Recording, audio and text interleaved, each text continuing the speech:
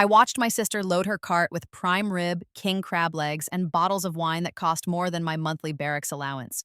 She was humming, actually humming, as she piled on artisan cheese and imported chocolates. The cart was so full she had to get a second one. She didn't see me. I made sure of that, standing behind the end cap of canned vegetables, my heart pounding with an anticipation I'd been nurturing for 6 months. Because this wasn't the first time I'd lived through this day. The first time I'd been at work on base when I got the call, my military ID had been flagged for suspicious activity. By the time I understood what was happening, my life was already over. Court-martial, dishonorable discharge. My sister's tearful testimony about how I'd changed after deployment, how she'd tried to help me, how she'd had no idea I was involved in fraud. She'd taken everything. My benefits, my reputation, my future, and she'd smiled at my mother's funeral 2 years later, the funeral I couldn't afford to attend because I was working 3 jobs just to eat, and told everyone how tragic it was that her troubled sister had abandoned the family. I died at 32, alone, broken, in a roach-infested apartment from an infection I couldn't afford to treat. Then I woke up on my 23rd birthday, 6 months before this moment, with every memory intact and a gift I hadn't asked for: a second chance. Amanda wheeled both carts toward the checkout, and I followed at a distance. She was wearing her favorite Lululemon set, the one that cost $300. Her hair was freshly highlighted. Her nails were done. All of it funded by the systematic destruction of my life that had already begun, even though I hadn't known it yet the first time around. The first time I'd been so trusting, so stupid. When Amanda asked to borrow my military ID just once to buy groceries because she was between jobs and struggling, I'd said yes. I'd thought I was helping my little sister. I'd thought the commissary would just check the card, ring up her stuff, and that would be it. I didn't know she'd been doing it for months, building up to bigger and bigger purchases. I didn't know she'd been reselling the goods online, making thousands. I didn't know that she'd been forging my signature on documents, using my identity to open credit cards to apply for loans. I didn't know that she'd been setting me up to take the fall for all of it while she walked away clean. This time, I knew everything. Amanda reached the checkout line. I watched her pull out my military ID from her wallet. My wallet, actually, a Kate Spade one she'd borrowed last month and never returned, and hand it to the cashier with a confident smile. The cashier scanned the items. Amanda made small talk about the weather. I counted down in my head. 5, 4, 3, 2, bad sides. Ma'am, could you wait here for just a moment? The cashier's smile didn't waver, but her eyes had changed. She pressed a button under the counter. Amanda's face showed a flicker of confusion. Is something wrong? Just a routine verification. It'll only take a minute. I moved closer, still out of Amanda's line of sight, but close enough to see everything. Close enough to savor this. The commissary manager appeared first, walking quickly from the back. Then, through the sliding doors at the entrance, I saw them. 2 military police officers, their uniforms crisp, their expressions neutral and professional. Amanda saw them too. Her face went pale. Amanda Richardson, one of the MPs said, approaching her. Yes, but we need you to come with us. You're being detained for unauthorized use of a military identification card, fraud, and theft of government property. What? No, there's been a mistake. This is my sister's card. She lets me... Your sister, Staff Sergeant Jessica Richardson, reported her ID stolen 6 months ago, the MP said. We've been monitoring for its use. Ma'am, you need to turn around and place your hands behind your back. I stepped out from behind the end cap then, and our eyes met. The recognition hit her in stages. First confusion, then the dawning realization, then absolute horror. Jess? Her voice cracked. But you told me I could... I never said anything, I replied calmly. Because you never asked, not this time. This was where it had gone differently. 6 months ago, when I woke up in my 23-year-old body, the first thing I did was report my military ID as stolen. I reported it before Amanda ever asked to use it, before she could use it. Then I got a new one and locked it in my barracks safe. But I kept my old ID hidden in my room at Mom's house, the house where Amanda still lived, rent-free in her childhood bedroom, the house she still had access to, and I waited. It took her 3 weeks to find it. I knew because I'd set up a camera, just a cheap nanny cam, disguised as a phone charger. I watched her take it, watched the calculation in her eyes. She thought I'd simply lost track of it. She thought she was so clever. After that, it was just a matter of watching the systematic fraud unfold. The small purchases at first, testing the waters, then bigger ones. Each time, logged by the MPs I'd already alerted. Each time, building the case. I'd given them everything. Dates, times, patterns. I'd documented her online resale accounts where she was moving the commissary goods. I'd tracked every penny. And I'd waited for her to get confident enough, greedy enough, to go for the big score. Prime rib, king crab, premium wine, a cart full of evidence. "You set me up," Amanda hissed as the MP cuffed her wrists. "You bitch! You set me up!" "No," I said quietly, stepping closer. "I protected myself. You destroyed yourself, just like you were always going to." The second MP was reading her rights. People were staring. The manager was on the phone, probably calling the base commander. This was going to be on the base news. Everyone would know. Amanda's eyes filled with tears. "Jess, please, I'm your sister. You can't do this to me. Tell them it was a misunderstanding. Tell them you gave me permission." "So you are saying you used the ID?" the first MP asked mildly. "You're confessing to that right now?" Amanda's mouth snapped shut, but it was too late. Everything she said was being recorded. I watched them lead her toward the exit, and I felt nothing. No, that wasn't true. I felt light, like I'd been carrying a crushing weight and had finally set it down. In my first life, this was where my nightmare began. In this life, it was where Amanda's did. But I wasn't done. Not even close. The thing about living your life twice is that you remember everything. Every betrayal. Every lie. Every moment when someone you loved drove a knife into your back and twisted. I remembered the court-martial. I remembered my lawyer, the public defender who didn't believe me, who advised me to take a plea deal. I remembered the prosecutor, a major with political ambitions, who made an example out of me. I remembered the commander who signed off on my discharge, who looked at me with such disgust. But most of all, I remembered Amanda's testimony. She'd cried on the stand, real tears streaming down her face as she told the court about her troubled older sister, about how I'd come back from deployment different, about how I'd gotten involved with the wrong people, how I'd started acting erratic, how she'd tried to help, but I'd pushed her away. She'd lied about me borrowing money from her that I'd never paid back. She'd lied about violent outbursts that never happened. She'd painted a picture of a disturbed veteran spiraling out of control, and everyone believed her because I couldn't prove otherwise. The prosecution used her testimony to argue that I was mentally unstable, that I'd committed fraud to fund what they implied was a drug problem. There was no drug problem. There were no drugs in my system. But the implication was enough. I lost everything, my rank, my benefits, my honor. And Amanda? She walked away with thousands of dollars in stolen goods sold online under fake accounts. She walked away with the credit cards she'd opened in my name, which she maxed out and left me to deal with. She walked away with our mother's sympathy, her position as the good daughter secured. This time, I was taking it all back, and more. The base commander called me in 2 days after Amanda's arrest. Colonel Morrison was a hard woman, tall and lean with silver threading through her close-cropped hair. She'd been fair to me in my first life, right up until she wasn't, until the weight of evidence and Amanda's testimony made her believe I was guilty. This time, she looked at me with something like respect. "Staff Sergeant Richardson," she said as I stood at attention in her office. "At ease. Sit." I sat. "I've reviewed the case against your sister," she continued. "The JAG office has everything they need. This is going to trial and it's going to be public. I need you to understand what that means." "Yes, ma'am." "Your family is going to be under scrutiny. Your mother, I understand she's ill?" "Cancer. Stage 3. She had 2 years left in my first life, but I was already working on changing that. She's in treatment, ma'am. This is going to be hard on her. It would have been harder if my sister had succeeded in framing me for federal crimes, ma'am." Colonel Morrison's lips twitched, almost a smile.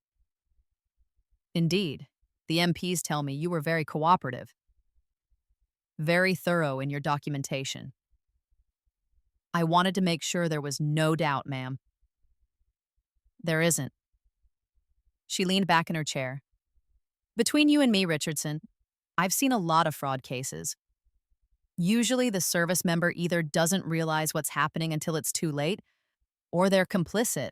The fact that you caught this early, that you reported it properly, that you helped build the case, that shows good judgment. That shows integrity. If only you'd believed that the first time, I thought. But I just said, thank you, ma'am. Your sister is looking at up to 15 years in federal prison. The U.S. attorney is throwing everything at her. Fraud, identity theft, theft of government property. She picked the wrong institution to steal from. Morrison fixed me with a sharp look. She's going to try to make a deal. They always do. She's going to offer to testify against you, claim you were involved. My heart rate stayed steady. I'd prepared for this. There's no evidence of that, ma'am, because it didn't happen. I know, but I need you to be ready. Your sister is going to try to destroy you to save herself. She's going to lie, and her lawyer is going to try to use your relationship against you. I understand, ma'am. Do you? Morrison leaned forward. Because from what I'm reading, you two were close. She lived with your mother. You've known her your whole life. When she gets up on that stand and cries and talks about how you set her up, how you planted evidence, how this is some kind of vendetta, can you handle that? I met her eyes. Yes, ma'am, I can handle it. Because I'd already lived through worse. I'd already been the one on trial, the one accused, the one whose life was ripped apart. Amanda didn't know it yet, but she was about to learn what that felt like. And I was going to watch every second of it. Mom called me that night. I was in my barracks room studying for a certification exam I hadn't bothered with in my first life. Everything was different now. Every choice I made was calculated to build a better future. Jess? Her voice was thin, tired. The chemo made her weak. Honey, can you come home? We need to talk about your sister. Here it was, the guilt trip, the family loyalty speech. In my first life, I'd been living off base in a shitty apartment, easy to avoid. This time, I'd stayed in the barracks specifically to create distance, to have a legitimate excuse. I can't tonight, Mom. I have duty tomorrow morning. This is important. So is my career. A pause, then quieter. Amanda says you set her up. Amanda was caught red-handed using my stolen military ID to commit fraud. What does she think set up means? She says you left it out for her to find, that you knew she was struggling and you used that against her. I closed my eyes. In my first life, I'd believed Amanda's lies about other people. Now Mom was believing Amanda's lies about me. History rhyming, if not repeating. Mom, I reported that ID stolen 6 months ago. If Amanda found it in the house after that, she stole it. If she used it after I reported it stolen, she committed a crime. Those are facts, not a setup. But why didn't you tell her you'd reported it? If you'd just warned her, why would I warn her not to? Commit a federal crime, why would I need to? Most people don't need that warning, Mom. She's your sister. And I'm her sister. Did that stop her from stealing from me? Silence on the line. Then, she made a mistake. She's scared. They're saying she could go to prison for years. Jess, she could go to federal prison. You have to help her. No, I don't. Jessica Marie Richardson, Mom. I kept my voice even, though my hands were shaking. Amanda didn't make a mistake.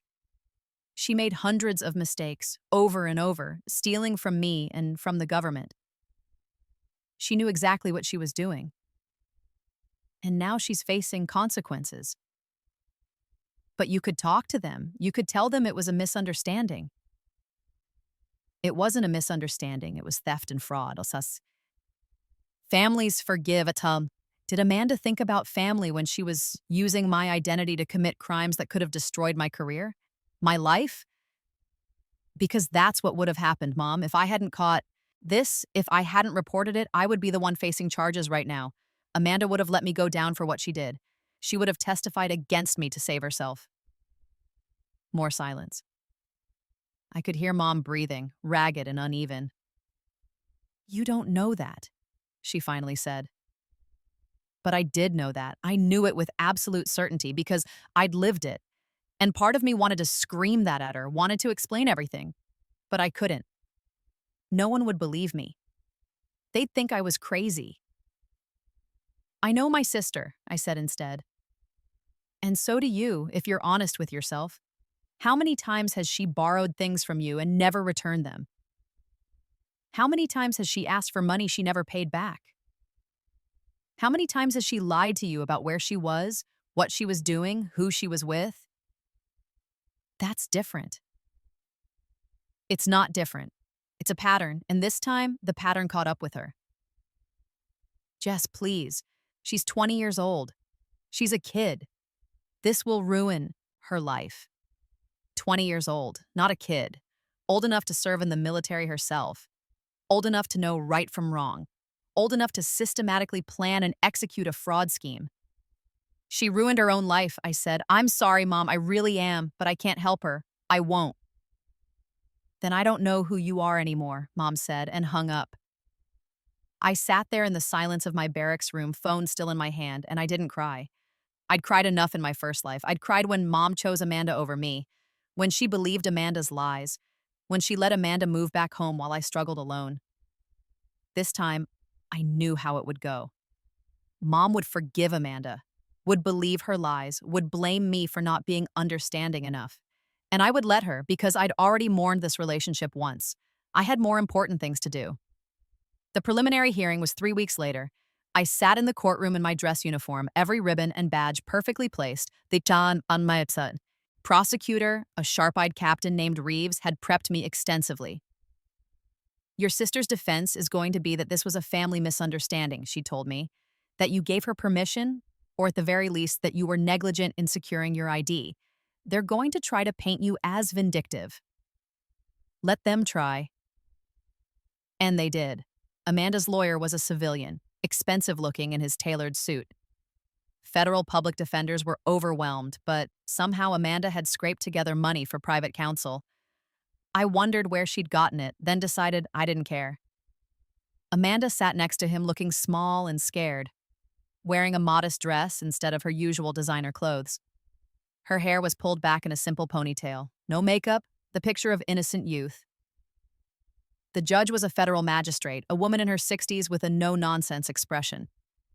She reviewed the charges, and Amanda's lawyer stood. Your Honor, this case is a family matter that's been blown out of proportion. Ms. Amanda Richardson has no criminal history. She's a 20-year-old woman who made a mistake, yes, but not a criminal one. Her sister, Staff Sergeant Richardson, had a pattern of leaving her military ID unsecured. My client, living in the same household, used it under the reasonable belief that her sister was aware and had tacitly consented. Your Honor, Captain Reeves interrupted, Staff Sergeant Richardson reported the ID in question as stolen 6 months before its first unauthorized use. She filed a formal report. She was issued a replacement ID. The defense is asking this court to believe that Ms. Amanda Richardson somehow didn't realize that using a reported stolen ID was a crime, which strains credulity. The judge looked at Amanda's lawyer. Counselor, did your client live in the same house as the victim at the time the ID was reported stolen? She did, Your Honor, and did Staff Sergeant Richardson inform anyone in the household that she'd reported the ID stolen? Amanda's lawyer hesitated. The victim claims she did, Your Honor, but I'm not asking what the victim claims. I'm asking if your client was informed. I'd told Mom, in detail. I'd sent her a text message and followed up with a phone call, specifically saying that if she found my old ID anywhere in the house, she should destroy it because I'd reported it stolen. I'd documented everything. Captain Reeves provided the text messages, the phone records, Mom's written statement confirming I'd told her. The judge's expression hardened. So, Ms. Amanda Richardson either knew the ID was reported stolen, or she took it without informing anyone in the household, which would still be theft. Either way, Counselor, your argument doesn't hold water. Your Honor, siblings borrow things from each other all the time. Military IDs aren't things, counselor. They're federal documents. Using someone else's military ID is a federal crime, and I think your client knew that. Bond is set at $50,000. Trial date will be set for, she consulted her calendar, 3 months from today. Do not leave the state, Miss Richardson. Amanda's face crumpled. Her lawyer leaned in to whisper to her, and I saw her shake her head frantically. She couldn't make bond, not unless... I looked past her and saw Mom in the gallery, pale and drawn. She'd come. Even though I'd asked her not to, even though the stress was bad for her health, she'd come to support Amanda. She wouldn't look at me. Fine. I looked away first. Amanda made bond 3 days later. Mom had borrowed against the house. Our childhood home, the one Dad had bought before he died, the one that should have been secure and paid off.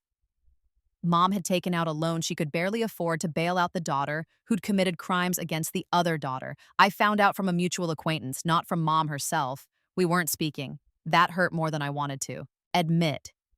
Even knowing how this had gone before, even knowing that Mom would choose Amanda every single time, it still hurt. But I'd prepared for this too. One of the things I'd learned in my first life, in those desperate, awful years after my discharge, was how to investigate, how to dig, how to find information people wanted hidden. I'd been looking for proof of Amanda's fraud then, trying to clear my name, and I'd found some. Just not enough and not in time. This time, I'd had 6 months and the full resources of military investigations on my side. And I'd found everything. Amanda didn't just steal from me. She stole from everyone. She had 3 other people's credit cards in her possession when she was arrested. The MPs hadn't made that public yet, but I knew. The cards belonged to her ex-boyfriend, her former roommate, and Mom's neighbor. She'd been running a sophisticated identity theft ring, using her charm and access to steal financial information, then making purchases.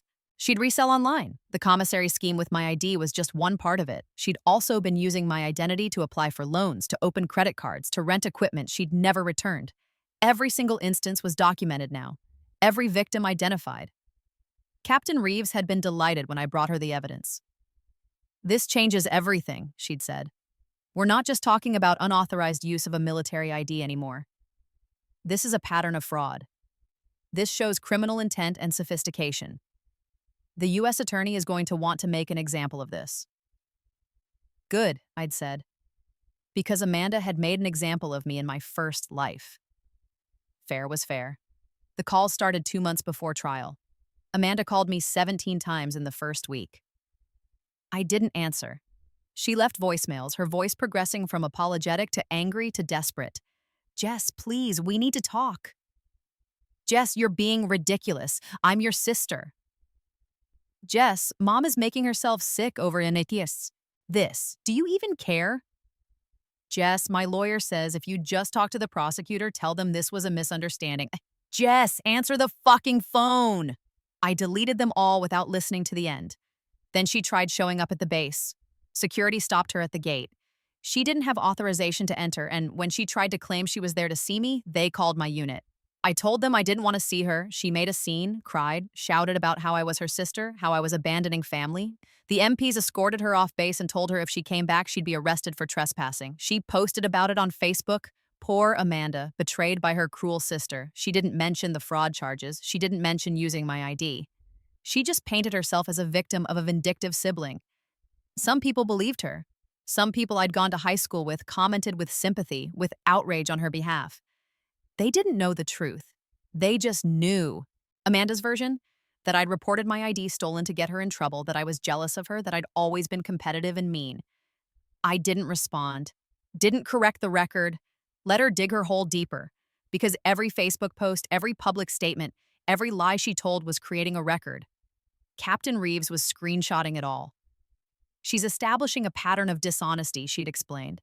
The more she lies publicly, the less credible she'll be on the stand. And Amanda would have to take the stand. Her lawyer had decided that was her only chance, to testify, to cry, to claim I'd set her up out of sisterly rivalry. I almost felt sorry for her, almost. Mom called me the night before the trial. I was surprised she still had my number. We hadn't spoken in 2 months. I'd sent her information about her cancer treatment, a specialist I'd found in my first life, too late to help her then, but in time now. She hadn't acknowledged it. Jess, her voice was hoarse. Please don't do this. I was in my barracks room, dress uniform already laid out for the morning. I'd requested leave to attend the trial. Colonel Morrison had approved it immediately. I'm not doing anything, Mom. I'm testifying truthfully, that's all. You're destroying your sister's life. Amanda destroyed her own life. I'm just telling the truth about it. She made a mistake. Stop calling it a mistake. The words came out harder than I intended. I took a breath. Mom, Amanda committed crimes, multiple crimes, against multiple people. She stole credit cards from her ex-boyfriend. She stole from your neighbor. She stole from her old roommate. She stole from me. This isn't a mistake. This is who she is. Silence. Then, how do you know about the other victims? Because I investigated. Because unlike you, I actually looked at what Amanda was doing instead of just believing her lies. She's my daughter. So am I. The words hung in the air, between us. I heard Mom's breath catch. So am I repeated quieter. I'm your daughter too, but you've never chosen me, not once. Every time it came down to Amanda or me, you picked her. Even now, when she committed federal crimes, you're asking me to protect her. You're not asking her to take responsibility. You're not asking her to face consequences. You're asking me to lie for her. Again. I never asked you to lie. You did, the first time. The words slipped out before I could stop them. What? I closed my eyes. Nothing. It doesn't matter. What matters is that tomorrow, I'm going to court, and I'm going to tell the truth. Amanda used my identity to commit fraud. She stole from me and from others. Those are facts. And I'm not going to pretend otherwise to make you feel better about failing to raise her properly. How dare you? I dare because someone has to. Dad died when I was 8, and you turned Amanda into your golden child. Everything she did was excused. Every lie was explained away. Every theft was borrowing. Every broken promise was her being young and learning. Well, she's learning now. She's learning that actions have consequences. You sound so cold. Mom's voice was barely a whisper. What happened to you? I died, I wanted to say. I died alone and broken because my sister destroyed me and you let her.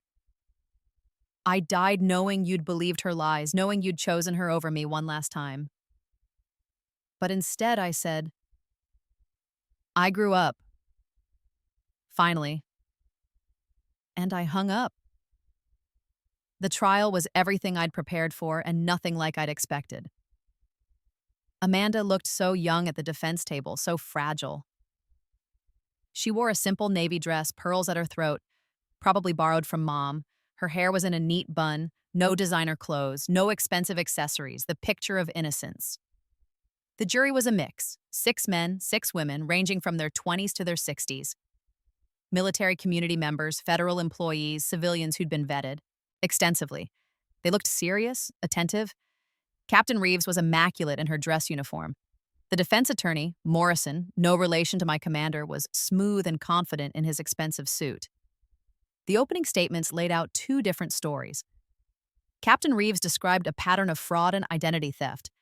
A young woman who systematically stole from everyone around her, who used her sister's military credentials to commit federal crimes, who showed no remorse and no intention of stopping. Morrison described a confused young woman who'd made a mistake. A girl who'd grown up with a military sister, who'd sometimes used that sister's ID for convenience with permission, who'd crossed a line without realizing it. Both stories couldn't be true. I was the prosecution's first witness. Captain Reeves walked me through it methodically. My service record, my responsibilities on base, my security clearance, the importance of protecting my military ID. Staff Sergeant, Richardson, when did you first realize your military ID had been stolen? I didn't realize it was stolen, ma'am. I reported it as stolen as a preventative measure. Can you explain? This was it. The part Morrison would attack. The part that sounded suspicious if you didn't know the full context. I'd noticed items going missing from my room at my mother's house. Small things, cash, a piece of jewelry, my old iPod. I suspected my sister might be taking them, but I couldn't prove it. When I couldn't find my old military ID, I worried she might try to use it. So I reported it stolen and got a replacement. And did you inform your family of this? Yes, ma'am. I told my mother in person and followed up with a text message.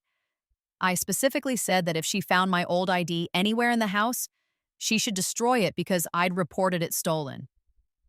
Captain Reeves submitted the text messages into evidence. The jury examined them. What happened next? I put my new ID in my barracks safe.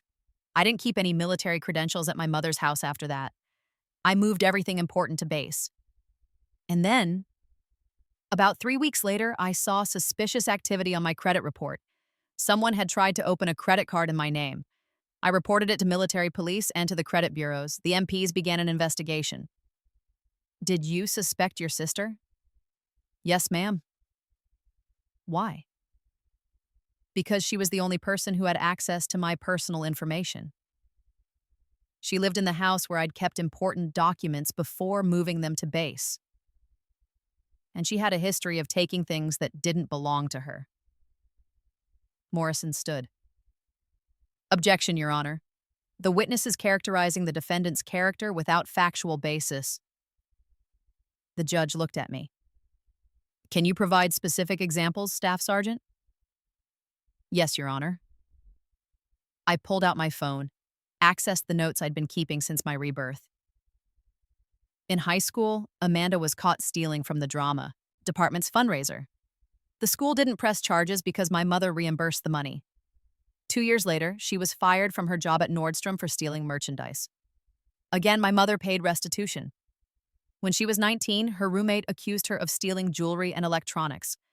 The roommate didn't press charges because Amanda returned some of the items and my mother paid for the rest. Morrison's face went red. Your Honor, these are documented incidents, Captain Reeves said smoothly. We have the school records, the employment termination, the paperwork, and a sworn statement from the former roommate. If defense would like to challenge their authenticity... Continue, Staff Sergeant, the judge said. I continued. After I reported the credit card fraud to the MPs, they began monitoring for use of my stolen military ID. When it was used at the commissary, they were already in position to make an arrest. Why didn't you warn your sister that the ID was being monitored? Because warning someone not to commit a federal crime implies that they might otherwise do so, ma'am. I shouldn't have to warn my sister not to steal my identity. A small smile crossed Captain Reeves's face. No further questions. Morrison approached for cross-examination. He was good, I had to admit. Smooth. Sympathetic. Staff Sergeant Richardson, you and your sister don't get along, do you? We have a complicated relationship. Would you say you resent her? No. Really? Your mother's testified that you've always been competitive with Amanda. That you were jealous of her? That was a lie. Mom's statement had said no such thing. But Morrison was gambling that I wouldn't know what Mom had actually said. My mother is mistaken. Is she? Because from where I'm sitting, this looks like an elaborate setup. You report your ID stolen before anything happens. You tell your mother about it, but you don't tell Amanda. Why would I need to tell Amanda? Not to steal from me? And then you wait. You let her use the ID. You don't warn her, don't stop her, just let her walk right into your trap. The only trap was the one Amanda set for herself by committing crimes. Objection, Morrison said. Assumes facts, not in evidence. Sustained, the judge said mildly. Morrison leaned in. Isn't it true that you've always been jealous of your sister? That you resented her relationship with your mother? No. Isn't it true that you wanted to punish her? No. Then why did you cooperate so extensively with the prosecution? Why did you investigate her other alleged victims? Why did you build this case against your own sister, if not out of vindictiveness? I looked at him steadily. Because she committed crimes. Because she stole from multiple people. Because if I didn't stop her, she would have continued. And because I turned to look directly at the jury. My sister would have let me take the fall for her crimes if she'd gotten caught. She would have testified that I'd been involved, that I'd helped her, that it was my idea. She would have destroyed my life to save herself, so I protected myself first. Morrison's eyes narrowed. You can't possibly know that. But I did know that. I knew it with every fiber of my being. I know my sister, I said simply. And I saw it then. A flicker of uncertainty in Morrison's expression. Because he knew it too. He'd talked to Amanda, he'd seen her character, he knew exactly what kind of person she was. He just had to pretend he didn't. The prosecution's case was devastating. They called the MPs who'd arrested Amanda. They submitted the commissary's surveillance footage, which showed Amanda confidently handing over my ID, showed her loading up carts full of premium goods. They called the online reseller who'd unknowingly bought stolen commissary items from Amanda. He testified about the volume of goods, the frequency of sales, the sophisticated system she'd set up. They called Amanda's ex-boyfriend, who described finding his credit card charges he hadn't made. His voice shook when he testified about confronting Amanda, about her tears and excuses, about how she'd convinced him not to press charges. They called Mom's neighbor, an elderly woman named Mrs. Chen, who testified about her missing credit card. She'd thought she'd lost it. She'd never suspected Amanda, the sweet girl next door who sometimes helped her carry groceries. Not until the MPs came asking questions. They called Amanda's former roommate, Kayla, who testified about missing jewelry, about electronics that vanished, about Amanda's increasingly elaborate lies. She was my best friend, Kayla said, crying on the stand. I trusted her with everything, and she stole from me. When I confronted her, she said I was crazy, that I'd lost the items myself. She made me doubt my own memory. And then I found my necklace, my grandmother's necklace, listed on eBay under Amanda's account. The evidence piled up, credit card statements, bank records, online sales accounts, all tied back to Amanda. The defense tried to poke holes, tried to suggest that these were misunderstandings, youthful mistakes, things taken out of context. But the numbers didn't lie. In 18 months, Amanda had stolen and resold over $40,000 worth of goods and services. She'd opened 7 credit cards in other people's names. She'd committed fraud across state lines, making it federal. And then it was Amanda's turn to testify. Morrison had prepared her well, I had to admit. Amanda took the stand wearing a simple gray dress, her hair pulled back, minimal makeup. She looked young and scared and sorry. She cried as she testified about her troubled childhood after Dad died, about how hard it had been, how she'd struggled, how she'd made mistakes. I know I shouldn't have used Jess's ID, she said, her voice breaking. But I didn't think it was a big deal. We'd shared things before. She'd let me use her military discount before. That was a lie. I'd never let her use my discount. But Morrison didn't know that, and I couldn't jump up and shout objections. And I thought she wouldn't mind. I was struggling financially. I'd lost my job. I needed groceries. I didn't realize I was committing a crime. What about the other incidents? Morrison asked gently. The credit card, the online sales. Those were misunderstandings, Amanda said. The credit cards, I sometimes borrowed them with permission, and I always intended to pay people back. The online sales were just me selling my own things. People are confused about what belonged to me and what didn't. What about your former roommate's grandmother's necklace? Amanda's face crumpled. That was mine. My grandmother gave me a similar necklace. Kayla saw it and assumed it was hers. We had a fight about it. I listed my necklace on eBay because I needed money, and she saw it and jumped to conclusions. It was so smooth, so practiced. If I didn't know better, I might have believed her myself. Morrison led her through each incident, giving her a chance to explain, to spin, to justify. And Amanda played her part perfectly. The struggling young woman, the misunderstood daughter, the victim of circumstances and cruel accusations. Then Captain Reeves stood for cross-examination, and everything changed. Ms. Richardson, she began, you testified that you thought you had permission to use your sister's military ID, correct? Yes. When did she give you this permission? Amanda hesitated. It was informal. We'd talked about it. When? I don't remember exactly. Was it before or after she reported the ID stolen? I I didn't know she'd reported it stolen. Your mother testified that Staff Sergeant Richardson told her about reporting the ID stolen. You lived in the same house. Your mother didn't mention it to you? She might have. I don't remember. Captain Reeves pulled out a phone record. These are text messages between you and your mother, dated 2 days after Staff Sergeant Richardson reported her ID stolen. Your mother says, quote, Jess says her military ID was stolen. If you find it, throw it away. You responded, okay. Do you remember that? Amanda's face went pale. That was about something else. About what else? What other military ID could your mother have been referring to? I don't know. I don't remember. But you testified that you didn't know the ID was reported stolen. Were you lying then, or are you lying now? Objection. Morrison was on his feet, badgering the witness. Sustained. Rephrase, Captain. Ms. Richardson, were you aware that your sister had reported her military ID stolen before you used it at the commissary? Amanda's hands were shaking. I might have known, but I thought it was a mistake.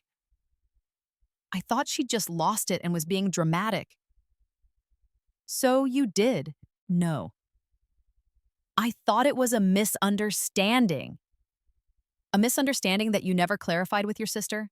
A misunderstanding that you proceeded to exploit by using the lost ID to commit fraud? It wasn't fraud. What about the credit cards, Ms. Richardson? You testified that you borrowed them with permission. Do you have any proof of that permission? Any text messages, any witnesses? It was verbal.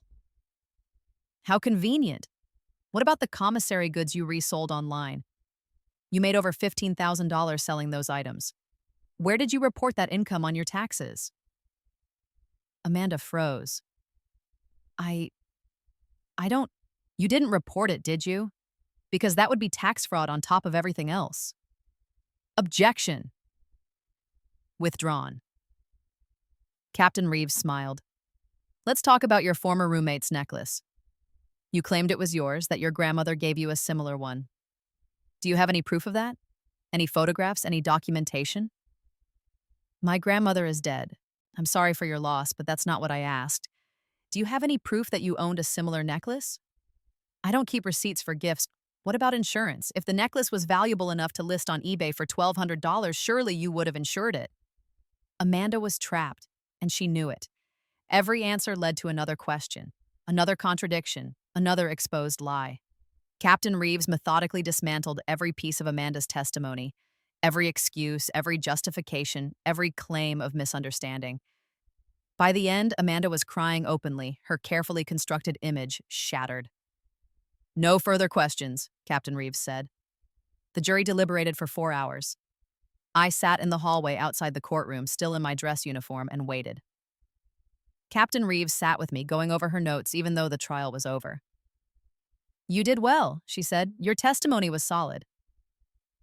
Thank you. How are you holding up?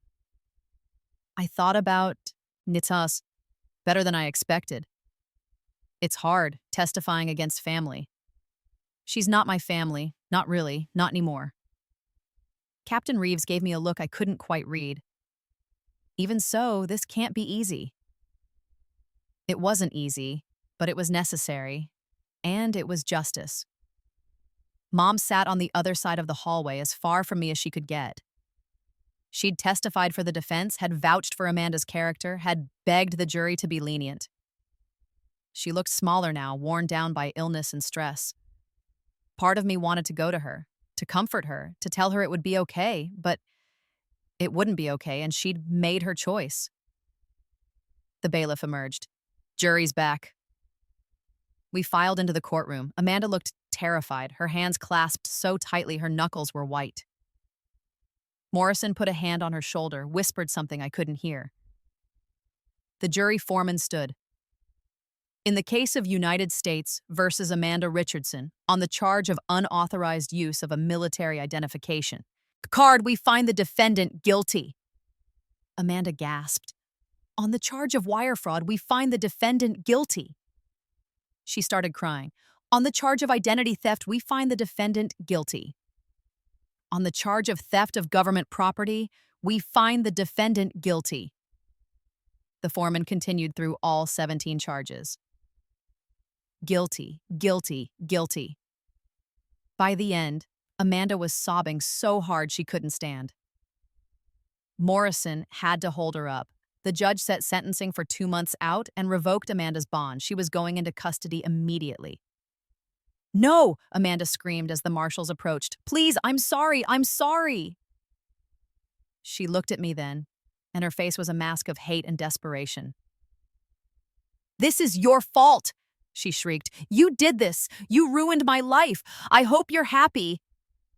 I looked back at her steadily, and I said the only thing that mattered. You ruined your own life. I just made sure you couldn't ruin mine. They led her away, still screaming, and I felt nothing. No triumph, no vindication, just a quiet, settled feeling, like a book closing. Mom was crying in the gallery. She didn't look at me, didn't speak to me. I walked out of that courtroom alone, and I was okay with that. Amanda was sentenced to 12 years in federal prison. Morrison had argued for leniency, for her youth, for her lack of prior convictions, ignoring all the time she'd avoided prosecution because people like Mom had paid restitution. The judge wasn't swayed. Ms. Richardson engaged in a sophisticated, long-term pattern of fraud and identity theft, the judge said. She stole from family members, friends, and vulnerable individuals. She showed no remorse until she was caught, and even then, her remorse appears to be limited to regret at facing consequences, not regret for her actions. This court cannot ignore such blatant disregard for the law and for the people she harmed. 12 years, with good behavior, she'd serve 9. She'd be 32 when she got out, the age I'd been when I died in my first life. The symmetry wasn't lost on me. Mom died 18 months after Amanda was sentenced. The cancer came back, aggressive and fast. I'd done everything I could, gotten her to the best specialists, paid for experimental treatments, used everything I'd learned in my first life to give her more time. But some things couldn't be changed. Some things were always going to happen. She was lucid at the end, in the hospice room with afternoon light streaming through the windows. I sat next to her bed, holding her hand. We hadn't reconciled, not really. She'd been furious with me after the trial, had blamed me for Amanda's imprisonment, had refused to speak to me for months. But when she got sick, really sick, I was the only one there. Amanda was in prison. Her friends had drifted away. I was all she had left. I was wrong, she whispered, her voice barely audible. About Amanda, about you. I squeezed her hand. She wrote me letters from prison, Mom continued, asking for money, demanding it, saying I owed her, saying if I'd been a better mother, if I'd given her more, she wouldn't have had to steal. A tear ran down her cheek. She never asked how I was doing, never asked about my treatment. Just what I could do for her. I'm sorry, Mom. Don't be. You tried to tell me, I didn't listen. She coughed, a wet, rattling sound. I failed you both. I spoiled Amanda and I neglected you, and now, don't, I said, don't do this now. I have to. I don't have much time left. Her grip tightened on my hand. Jess, I'm sorry. I'm so sorry. You deserved better. You deserved a mother who saw you, who protected you, who chose you sometimes. And I didn't do that. The tears came then, surprising me. I thought I'd cried this out already, in my first life, in the years when Mom was gone and I was alone. But grief was funny that way. It came back in waves. I forgive you, I said, because she needed to hear it and because, surprisingly, I meant it. I forgive you, Mom. She smiled just a little. You're a better person than I am. I had a good example of what not to do. She laughed, then coughed again. When she settled, she said, "The house is yours. Everything is yours. I changed my will after the trial. Amanda doesn't get anything. Mom, she doesn't deserve it. And you've been here. You've taken care of me. You've been the daughter I needed, even when I didn't deserve it." Her eyes were closing. "I'm so proud of you, Jess. I should have said that more. I'm so, so proud." Those were the last words she said to me. She died that night, peacefully, in her sleep. I was there, holding her hand. And this time, I got to say goodbye. I scattered Mom's ashes in the lake where Dad had proposed to her, where we'd gone camping as a family before everything fell apart. It was just me. No other family, no big ceremony, just me and the water and the memories. Amanda sent a letter from prison asking to be allowed to attend the funeral. I didn't respond. There was no funeral to attend. Mom had wanted it this way, small, private, no fuss. I think part of her hadn't wanted Amanda there either. After Mom died, I took a week of leave and went through the house, boxing up memories, deciding what to keep and what to donate. Most of it went to charity. I kept a few photographs, some of Dad's things, Mom's jewelry. I found my old room exactly as I'd left it when I moved to the barracks. Found Amanda's room, still decorated like a teenager's, frozen in time from before her arrest. In her closet, I found boxes of stolen goods she'd never sold. Designer handbags, electronics, jewelry that didn't belong to her, evidence of years of theft that had never been discovered. I called Captain Reeves and had her document it all. More victims were identified, more restitution was ordered, though Amanda had nothing to pay with. The house sold. Quickly. Nice neighborhood, good schools, well-maintained. I used the money to pay off Mom's medical debts and donated the rest to a charity for veterans struggling with financial fraud. I didn't need it. I had my career, my salary, my future. Everything Amanda had tried to take from me, I'd kept. Everything she'd thought she'd gained, she'd lost. 5 years after Amanda's conviction, I made captain. Colonel Morrison pinned on my bars herself, a rare honor. "You've earned this, Richardson," she said. "Your integrity, your dedication, your performance, exemplary." I stood at attention, feeling the weight of the new rank, the new responsibility. In my first life, I'd never made it past staff sergeant. I'd been discharged before I had the chance. This time, the path was open. This time, I could build the career I'd always wanted. After the ceremony, after the congratulations and the handshakes, I went back to my office and found a letter waiting. Prison mail, Amanda's handwriting. I'd gotten a few over the years. Angry letters at first, blaming me for everything. Then manipulative ones trying to guilt me into helping her appeal. Then desperate ones begging for money, for visits, for anything. I'd never responded. Never given her anything. This letter was different. "Jess, I know you won't respond to this. You never do. But I need to say it anyway. I've had a lot of time to think in here. A lot of time to face what I did. And I need you to know, I'm sorry. I'm sorry for stealing from you. I'm sorry for using your identity. I'm sorry for planning to destroy you to save myself. Because you were right. I would have done that. I would have testified against you, would have blamed you for everything, would have watched you go down for my crimes and felt nothing. I don't know why I was like that. Maybe because Mom always protected me. Maybe because I learned early that I could get away with things if I cried enough, apologized enough, blamed someone else. Maybe I'm just fundamentally broken. But I want you to know that I see it now. I see what I was, what I did, the people I hurt. You tried to save me from myself by turning me in. I hated you for it. I screamed at you in court that you'd ruined my life. But you didn't ruin my life. I did that all by myself. You just made sure I couldn't ruin yours too. I don't expect forgiveness. I don't expect anything from you, but I needed to say it. I'm sorry for all of it. Your sister, Amanda. I read the letter 3 times. Part of me wanted to believe it was manipulation, another scheme, another lie, but it didn't read like manipulation. It read like someone who'd hit rock bottom and was finally seeing clearly. Maybe it was real. Maybe Amanda had actually changed. Maybe prison had done what nothing else could. shown her consequences she couldn't charm or cry her way out of. Or maybe this was just another layer of manipulation and she was still the same person who'd stolen from everyone she knew without remorse. I didn't know, and I realized sitting there with the letter in my hands that I didn't need to know. Amanda's redemption or lack thereof wasn't my responsibility. Her growth, her change, her future, none of it was mine to manage or fix or save. I'd saved myself. That was enough. I put the letter in a drawer and went back to work. 10 years after my rebirth, I married another officer, a good man named David who treated me with respect and kindness. We had a small wedding on base, just close friends and colleagues. Amanda was still in prison. She'd be out in another 2 years. I didn't know what she'd do then, where she'd go, who she'd become.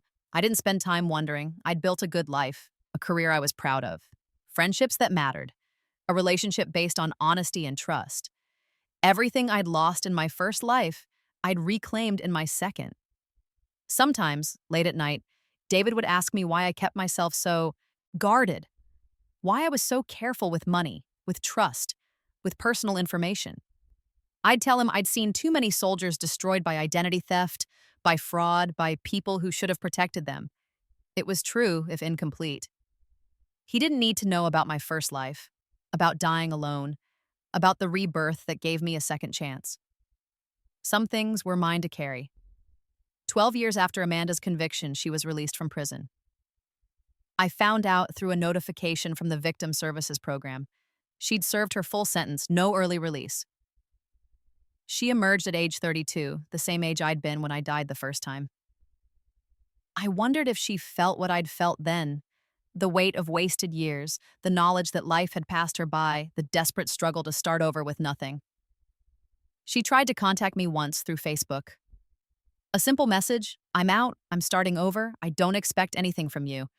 But I wanted you to know I made it." I didn't respond. Didn't block her either, just left it unread. She wasn't my responsibility, never had been. 6 months later, I heard through a mutual acquaintance that she'd gotten a job at a warehouse, was living in a halfway house, was attending therapy. She was trying. Whether she'd succeed or fall back into old patterns, I didn't know. I hoped for her sake she'd succeed, not for my sake. I didn't need anything from her, but for hers. Because living the way she'd lived before, being the person she'd been before, had cost her everything. Maybe that was lesson enough. Maybe not. Either way, it wasn't my problem to solve. 15 years after my rebirth, I made lieutenant colonel. I stood in my dress uniform looking at my reflection in the mirror, and I barely recognized the woman staring back. She was confident, accomplished, respected. She had rank insignia that represented years of hard work and dedication. She had a husband who loved her, colleagues who valued her, a future that stretched out bright and promising. She was everything I'd wanted to be in my first life and never got the chance to become. I thought about that scared 23-year-old who'd woken up with memories of a life not yet lived, who'd known exactly what was coming and had chosen to fight instead of accept it. I thought about Amanda, wherever she was, hopefully building a better life. I thought about Mom, gone now for over a decade, and hoped she'd found peace. Mostly, I thought about the moment in that commissary parking lot when Amanda realized she'd been caught. When she'd looked at me and seen not her trusting older sister, but someone who'd outplayed her completely. That moment had been worth everything. The planning, the patience, the pain. Because in that moment, Amanda learned what I'd learned in my first life. That actions have consequences. That you can't charm or manipulate your way out of everything. That eventually the bill comes due. She'd just learned it, with her freedom and future on the line instead of mine. And I'd learned something else, something more important. I'd learned that I was strong enough to save myself, that I didn't need to accept betrayal, didn't need to enable destruction, didn't need to sacrifice myself to protect someone who'd never protect me. I'd learned that choosing myself wasn't selfish, it was survival. The MPs had been waiting in that parking lot just like the title said they would be, but they hadn't been waiting to arrest me like they had the first time. They'd been waiting to arrest the person who'd actually committed the crime, and that made all the difference. I adjusted my uniform one last time, straightened my new rank insignia, and walked out of my office with my head high. I'd been given a second chance at life, and I'd used it to build something worth living for, not revenge, though that had been satisfying, not even justice, though Amanda had certainly faced that, but freedom. Freedom from betrayal, from manipulation, from accepting less than I deserve because family was supposed to mean something. Family did mean something. It meant loyalty worked both ways. It meant protecting each other, not destroying each other.